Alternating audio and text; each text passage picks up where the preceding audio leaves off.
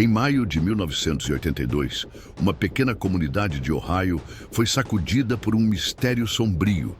Um homem simples, respeitado por vizinhos e amigos, desapareceu de forma inesperada em um dia comum. O que parecia ser apenas mais um sábado de trabalho terminou em um dos enigmas criminais mais perturbadores do interior americano. Quem poderia desejar a morte de alguém visto como honesto e dedicado? E qual motivo seria capaz de transformar a rotina de um faz-tudo de cidade pequena em tragédia? As respostas mais aceitas apontam para 3 cenários: envolvimento indireto com criminosos ligados ao tráfico, represália da máfia por causa de seu irmão, ou rumores de um suposto caso extraconjugal. Cada hipótese carrega elementos plausíveis, mas nenhuma foi confirmada até hoje. Berman Gilbert, marido, pai de 4 filhos e trabalhador incansável, saiu cedo de casa naquele sábado, 22 de maio. Apesar de comentar com a esposa que não queria trabalhar, manteve sua rotina de reparos. Foi visto em Maysville, Kentucky, comprando cigarros e entrando em uma floricultura, onde pediu por uma funcionária específica, afirmando que ela sabia o que ele queria encomendar. Esse detalhe alimentaria especulações futuras sobre sua vida pessoal. Naquela tarde, porém, ele nunca retornou. Joanne, sua esposa, esperava vê-lo às 15 horas, mas o tempo passou sem qualquer sinal. Horas de angústia se transformaram em desespero durante a madrugada, levando-a a registrar oficialmente o desaparecimento. Apenas no dia seguinte, um adolescente encontrou o corpo de Perman em uma vala. Brutalmente espancado e baleado 2 vezes no peito, estava nu e sem pertences. O crime, cruel e simbólico, parecia carregar uma mensagem de humilhação e intimidação. Essa descoberta transformou um fim de semana rotineiro em um marco de mistério e dor. A autópsia indicou que ele pode ter permanecido vivo até poucas horas antes de ser encontrado, sugerindo que passou a noite sob domínio dos agressores. O caso rapidamente ganhou força, com teorias conflitantes sobre vingança, negócios ilícitos e segredos pessoais, mas nenhuma delas conseguiu oferecer uma verdade definitiva. Na tarde de domingo, 23 de maio de 1982, um adolescente que voltava de cortar grama em Claremont County avistou algo que mudaria para sempre sua vida: o corpo de um homem abandonado em uma vala. Chocado, correu para pedir ajuda, trazendo rapidamente a polícia ao local. Os agentes confirmaram a identidade da vítima. Era Perman Gilbert. Seu estado revelava violência extrema, espancamentos severos e 2 disparos no peito. Ainda mais perturbador era o fato de estar totalmente despido. Carteira, relógio, cinto com fivela personalizada e até as botas haviam sumido. Não restava nenhum objeto que pudesse facilitar a identificação imediata. A nudez, segundo alguns, não era apenas para ocultar evidências, mas também para transmitir uma mensagem de humilhação à família. A autópsia trouxe revelações inquietantes. Perman provavelmente não morreu no sábado, mas apenas na manhã de domingo. Isso sugeria que ele passara a noite em cativeiro, sob poder dos criminosos, antes de ser executado. Para a esposa e os filhos, a ideia de horas de sofrimento aumentava ainda mais a dor da perda. Dias depois, sua van foi localizada em Adams County, cerca de 20 quilômetros de distância. Dentro, nada parecia fora do lugar. Ferramentas, peças e suprimentos continuavam ali. Contudo, os investigadores encontraram impressões digitais e fios de cabelo que não pertenciam a Gilbert. Eram indícios promissores, mas a falta de tecnologia de DNA na época impediu avanços concretos. Até hoje, não se sabe se esses vestígios foram devidamente preservados para a análise moderna, deixando uma lacuna que continua a frustrar os familiares e estudiosos do caso. Logo nos primeiros dias de investigação, uma pista chamou a atenção dos policiais. o hobby de Gilbert pela aviação. Ele possuía um pequeno avião particular e até uma pista improvisada em sua propriedade.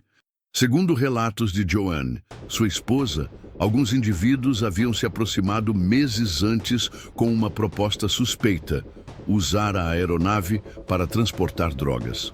Perman recusou imediatamente, dizendo que jamais se envolveria em atividades criminosas e até ameaçando denunciá-los caso insistissem. Esse detalhe levantou a possibilidade de que traficantes, temendo ser delatados, decidiram silenciá-lo. O modo brutal como o corpo foi deixado parecia condizer com esse cenário, mas nenhuma prova concreta ligou o assassinato diretamente a redes de contrabando aéreo. Outra linha de investigação parecia ainda mais convincente. 3 meses antes do crime, Vernon, irmão mais novo de Perman, havia se comprometido a testemunhar em um processo federal contra membros do crime organizado. Gilbert, sempre protetor, acompanhou-o ao tribunal. Embora não tenha participado da audiência, comentou depois que sentiu estar sendo seguido por um homem desconhecido nos corredores. Para os investigadores, isso poderia indicar vigilância criminosa. A hipótese era clara: matar Perman seria uma retaliação contra a cooperação de Vernon com as autoridades.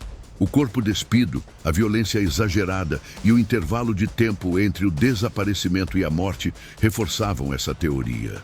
Havia até rumores de que o assassinato poderia ter servido de isca para atrair Vernon ao funeral, permitindo que fosse localizado. O detalhe mais sombrio é que ele realmente não compareceu à cerimônia, justamente por orientação das autoridades, temendo uma armadilha. Entre as linhas de investigação, uma das mais comentadas foi a possibilidade de um motivo íntimo. O detalhe decisivo surgiu em Maysville, onde Gilbert entrou em uma floricultura pouco antes de desaparecer. Ele perguntou por uma funcionária específica e recusou o atendimento de outra, afirmando que aquela pessoa já sabia o que ele desejava encomendar. Essa atitude levantou rumores de que pretendia enviar flores a uma mulher fora do casamento. Em uma comunidade pequena, onde boatos se espalham rapidamente, a suposição de um caso extraconjugal ganhou força. Para alguns, o assassinato teria sido fruto de vingança de um companheiro ciumento que descobriu a relação.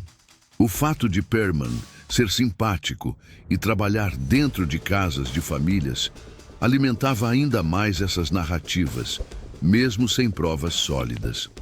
Quando os detetives aprofundaram a linha crime passional, não encontraram nenhuma evidência que sustentasse as fofocas locais. Amigos próximos afirmaram que Perman era dedicado à esposa Joanne e aos filhos, sem sinais de infidelidade. Além disso, nenhuma testemunha apresentou provas concretas de envolvimento romântico paralelo. O episódio da floricultura pode ter sido apenas um pedido trivial, mal interpretado. Ainda assim, a suspeita circulou intensamente na cidade, desviando a atenção de hipóteses mais consistentes. Para a polícia, restava claro que, sem fatos novos, essa linha não passava de especulação. No fim, a teoria foi arquivada como mera fofoca, mas deixou marcada a imagem de um mistério aberto, onde até mesmo a vida íntima de uma vítima poderia se tornar alvo de desconfiança pública. Apesar de anos de investigação, nenhuma das 3 teorias levantadas, tráfico aéreo, crime organizado ou motivo passional, conseguiu se sustentar de forma definitiva. A hipótese da retaliação contra Vernon continua sendo a mais aceita, já que explicaria tanto a brutalidade quanto a forma humilhante como o corpo foi deixado.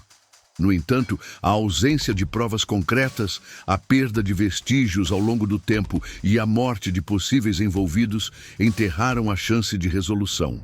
Para Joanne e os 4 filhos, a dor da falta de justiça se tornou permanente, assim como a lembrança de um homem descrito como honesto, simples e querido. O caso de Perman Gilbert deixou uma cidade marcada pelo silêncio e pela ausência de respostas. Décadas depois, em 2009, outro mistério surgiria, dessa vez nas margens frias da Irlanda. Assim como Gilbert, o homem que ficaria conhecido como Peter Bergman, foi encontrado sem identidade clara, cercado por perguntas que ninguém conseguiu responder.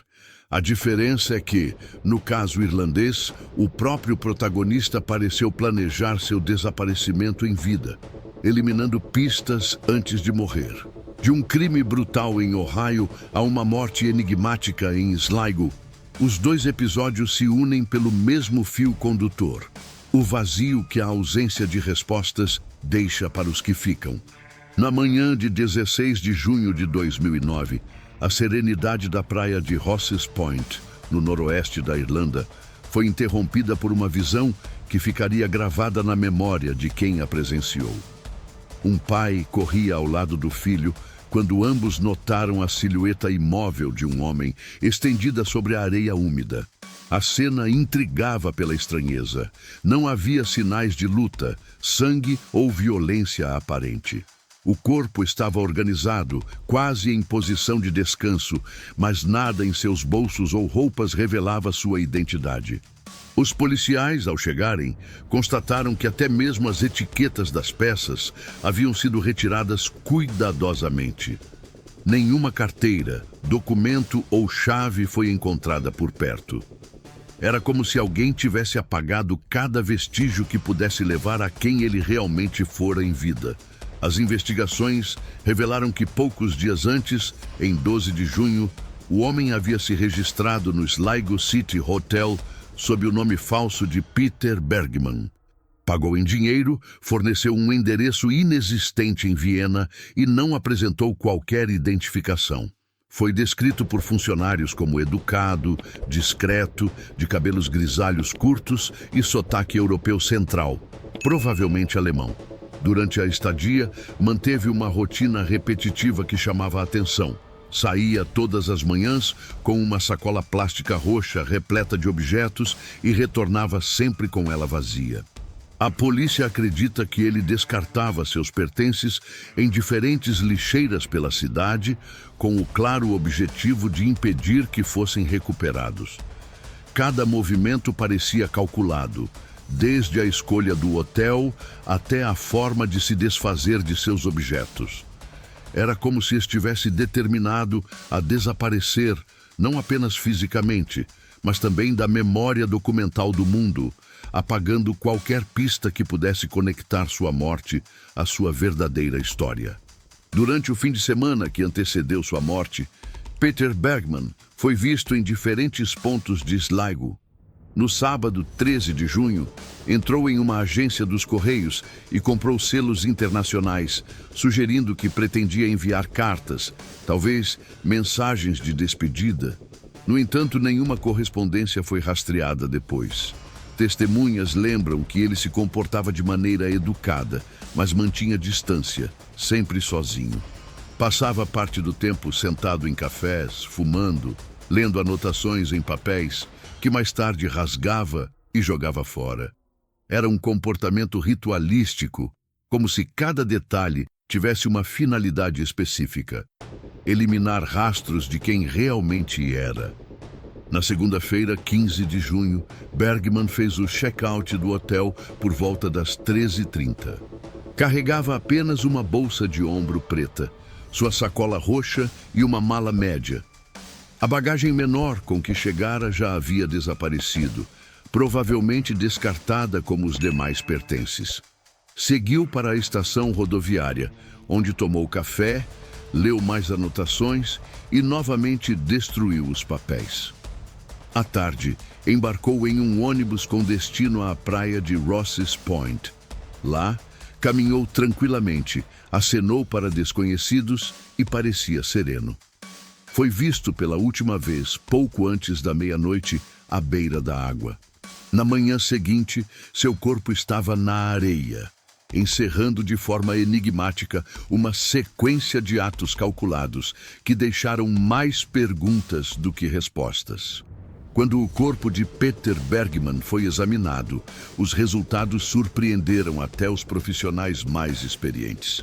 À primeira vista, ele aparentava boa saúde, um homem de meia idade que se cuidava e mantinha postura elegante.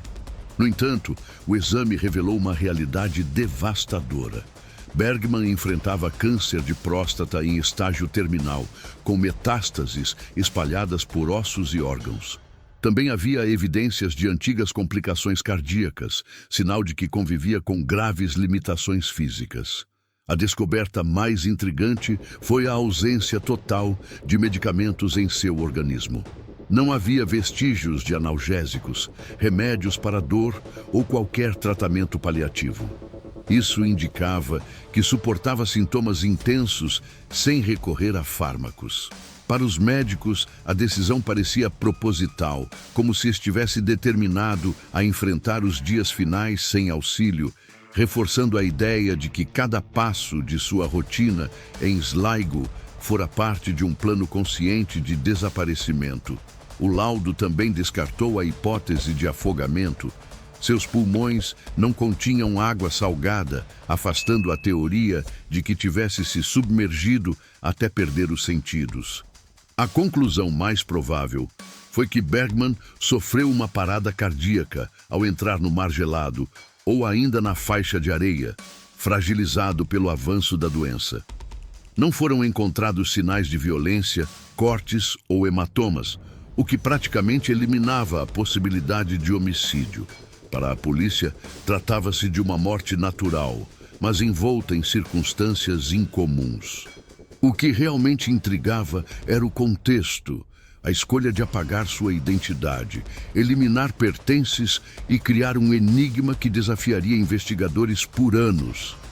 Se a morte ocorreu por causas naturais, todo o restante parecia encenação calculada, um último ato de controle sobre sua própria narrativa, no qual o anonimato se tornaria sua herança definitiva.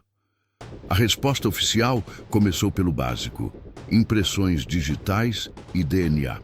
As amostras foram coletadas e comparadas com bases nacionais e internacionais, inclusive alertas de pessoas desaparecidas em toda a Europa.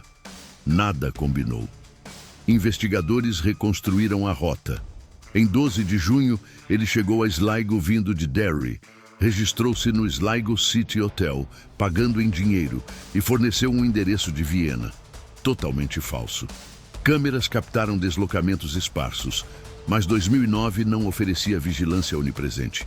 Muitos trechos ficaram fora de quadro. A rotina da sacola plástica roxa indicava um descarte sistemático de objetos em lixeiras diferentes, tornando irrecuperáveis eventuais documentos. No sábado, 13 de junho, ele comprou selos de remessa aérea.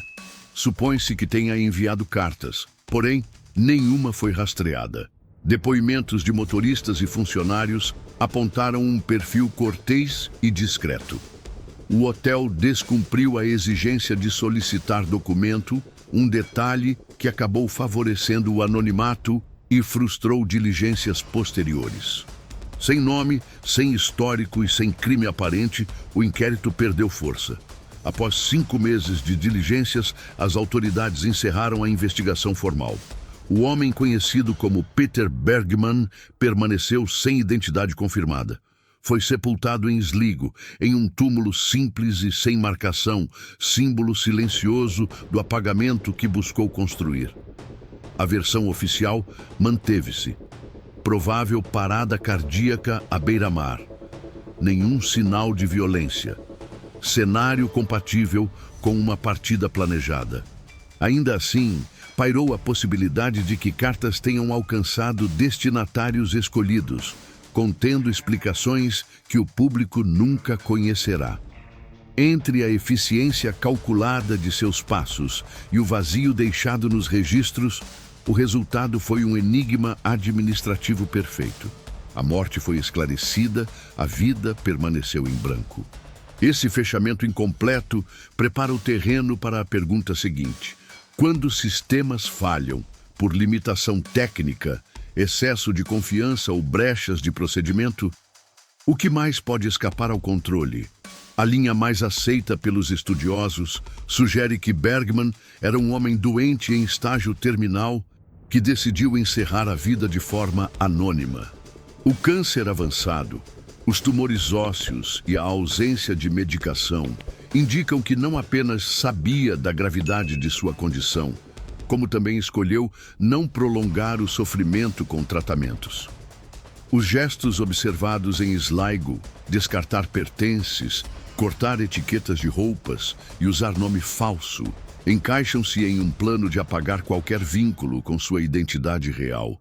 Muitos acreditam que ele tenha enviado cartas de despedida para familiares ou pessoas próximas, garantindo que apenas elas soubessem a verdade. Nesse cenário, sua presença na praia de Rosses Point não seria aleatória, mas o ponto final calculado de uma trajetória pessoal marcada por controle até o último instante. Embora a versão da morte planejada seja a mais plausível, outras hipóteses circularam. Alguns especularam que ele poderia ser um fugitivo, ex-agente secreto ou alguém envolvido em negócios obscuros que precisava desaparecer. O comportamento meticuloso, a escolha de um país estrangeiro e o esforço em eliminar rastros alimentaram essas narrativas. Houve ainda teorias esotéricas, sugerindo performance artística ou até mesmo protesto silencioso contra a burocracia da vida moderna. Nenhuma dessas possibilidades, entretanto, encontrou prova material. O fato é que, ao contrário de crimes violentos, a morte de Bergman não deixou culpados, apenas perguntas. Sua figura permanece símbolo da fragilidade dos sistemas de identificação e da liberdade que alguém pode ter de escolher desaparecer, mesmo em plena era da vigilância global. Com o fim das buscas, o homem enterrado sob o nome falso de Peter Bergman permaneceu como uma das figuras mais enigmáticas da Irlanda contemporânea. Nenhuma família veio reivindicar o corpo. Nenhum documento autêntico apareceu e nenhum banco de dados ofereceu respostas. Seu sepultamento em Sligo simbolizou o sucesso de seu plano, desaparecer do mundo sem deixar rastros. A morte foi considerada natural, mas o contexto de preparação fez do caso um quebra-cabeça inquietante. Para a comunidade local, restou a memória de um estranho educado que circulou por poucos dias, cumprimentou desconhecidos e, em seguida, partiu em silêncio absoluto. O enigma serviu como lembrança de que até em uma sociedade conectada existem limites para a investigação. Se o caso de Bergman expôs a fragilidade dos sistemas de identificação, o próximo episódio revela o oposto. Um colapso gerado não pela ausência de informações, mas pelo excesso de códigos automatizados fora de controle. Em agosto de 2012, a Knight Capital, gigante de Wall Street, enfrentou em menos de uma hora um desastre tecnológico que quase a levou à falência. Diferente de um homem apagando sua história em silêncio, aqui máquinas criaram um ruído tão alto que abalou o coração do mercado financeiro. A transição do mistério humano para o caos digital mostra como, em cenários distintos, falhas, sejam de identidade ou de programação, podem expor fragilidades que poucos imaginam. Na manhã de 1º de agosto de 2012, os sinos de abertura da Bolsa de Nova York anunciaram mais um dia de negociações. Para a Knight Capital, uma das maiores firmas de intermediação de Wall Street, seria o início de seu maior desastre.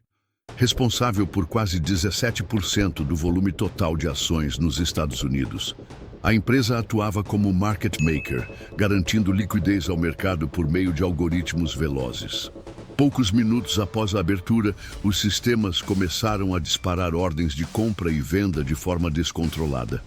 Em meia hora, mais de 397 milhões de papéis foram negociados de maneira errática, criando distorções em 154 ações diferentes.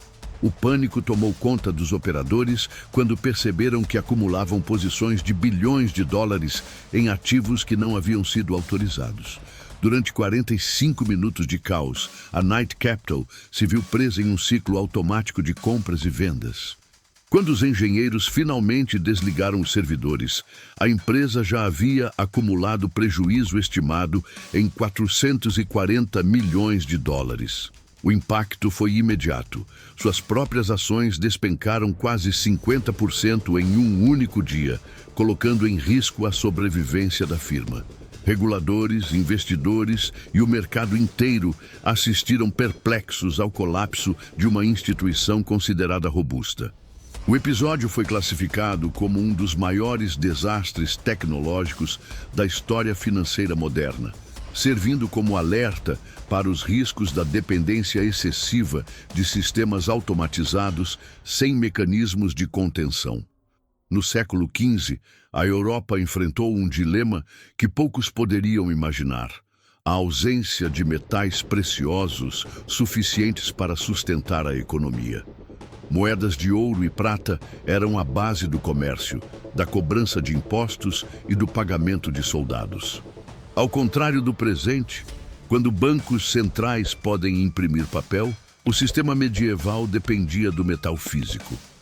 À medida que as jazidas mais superficiais se esgotaram e a mineração em profundidade mostrou limitações técnicas, o abastecimento caiu drasticamente. Essa falta de circulação monetária paralisou mercados, atrasou salários e colocou até reis em apuros. Muitos comerciantes voltaram ao escambo, trocando produtos em vez de usar moedas. A escassez não surgiu de forma isolada. A Europa mantinha forte dependência de importações de especiarias, tecidos e luxos orientais. Para pagar por esses produtos, comerciantes enviavam grandes quantidades de prata ao Oriente, criando um fluxo negativo. A situação se agravou com a peste do século XIV, que reduziu a população e, por consequência, a mão de obra para as minas. Além disso, guerras prolongadas drenavam recursos e o avanço do Império Otomano cortou importantes rotas de suprimento, especialmente nos Balcãs. O resultado foi uma tempestade perfeita. Metais saíam do continente em ritmo acelerado, enquanto a produção local diminuía. Por volta da década de 1450, o problema estava em seu auge, deixando governos fragilizados e trabalhadores sem pagamento adequado. A falta de moedas reais alterou drasticamente o funcionamento das feiras e mercados. Sem ouro e prata em quantidade suficiente, transações simples se tornaram complicadas. Comerciantes precisaram voltar a usar o escambo, trocando mercadorias por outras de valor semelhante. Essa prática, embora funcional em situações pontuais, não atendia às necessidades de uma economia cada vez mais complexa. Produtos se acumulavam sem compradores. Rotas comerciais foram reduzidas e muitos mercadores abandonaram atividades, incapazes de sustentar viagens longas sem pagamentos confiáveis. Até mesmo centros ativos, como Florença e Londres, registraram quedas bruscas na circulação de bens. A escassez também atingiu os trabalhadores. Patrões tinham dificuldade em remunerar artesãos, mineiros e soldados, recorrendo muitas vezes a pagamentos em produtos, como grãos ou tecidos. Essa prática gerava insatisfação e protestos, já que bens perecíveis não tinham a mesma estabilidade que moedas. Governos, por sua vez, enfrentaram dilemas graves. Sem metais, a arrecadação de impostos diminuiu e os cofres públicos secaram. Casas da moeda reduziram drasticamente a produção e alguns reinos recorreram à desvalorização. Misturavam metais comuns às moedas, tentando esticar as reservas de ouro e prata. Isso, porém, trouxe inflação e desconfiança generalizada, aprofundando a sensação de instabilidade. Diante da crise, a necessidade impulsionou avanços técnicos. Novas bombas e equipamentos permitiram escavações mais profundas em minas já consideradas exauridas, principalmente na Europa Central. Esse esforço trouxe à tona veios adicionais de prata e reativou regiões que pareciam condenadas ao abandono. Paralelamente, os portugueses desempenharam um papel crucial ao explorar a costa da África Ocidental. Já na década de 1440, caravanas navais começaram a trazer ouro da Guiné, ajudando a reabastecer casas da moeda europeias. Esse fluxo aliviou temporariamente a carência de metais e abriu caminho para a expansão marítima que marcaria o final da Idade Média. A busca por soluções também levou à abertura de rotas inéditas. Em 1498, Vasco da Gama conseguiu estabelecer ligação direta com a Índia, reduzindo a dependência de intermediários orientais e diminuindo a saída de prata europeia. Poucos anos antes, em 1492, Cristóvão Colombo havia alcançado o continente americano, sem saber que essa viagem traria a virada definitiva. Nas décadas seguintes, as minas de México e Peru se tornaram fontes abundantes de prata e ouro, enviadas em grandes frotas para a Europa. Esse fluxo transformou a escassez em abundância, mas também inaugurou uma nova fase: a inflação generalizada causada pelo excesso de metais, que alteraria profundamente a economia mundial nos séculos seguintes. A grande fome de metais preciosos mostrou que economias baseadas apenas em ouro e prata eram frágeis. Para contornar a crise, comerciantes e banqueiros começaram a utilizar cartas de crédito, letras de câmbio e registros contábeis sofisticados. Essas ferramentas permitiam transações sem moedas físicas, apoiadas na confiança entre mercadores. Cidades mercantis, especialmente nos Países Baixos e na Itália, se tornaram laboratórios de inovação financeira. Esse processo marcou os primeiros passos do capitalismo moderno, provando que a escassez podia gerar criatividade e abrir espaço para estruturas mais complexas de crédito. Ao longo da história, vimos padrões semelhantes. Perman Gilbert, vítima de forças ocultas em Ohio. Peter Bergman, que escolheu apagar a própria identidade. A Knight Capital, destruída pela falha em seus algoritmos. E a Europa medieval, arrastada ao caos pela falta de metais. Cada caso, em épocas diferentes, expôs vulnerabilidades humanas, sociais ou tecnológicas. Todos revelam que quando sistemas falham, seja na proteção de um homem, no controle de códigos de mercado ou na administração de recursos, as consequências deixam marcas duradouras. No fim, essas histórias se unem pelo mesmo fio: a lembrança de que o mistério, a falha e a ausência de respostas continuam sendo parte inevitável da experiência humana. Esse foi apenas um dos muitos casos sombrios que vamos revelar por aqui. Se inscreva no canal, ative o sininho e não perca nada. E me diz nos comentários de onde você acompanha essa história.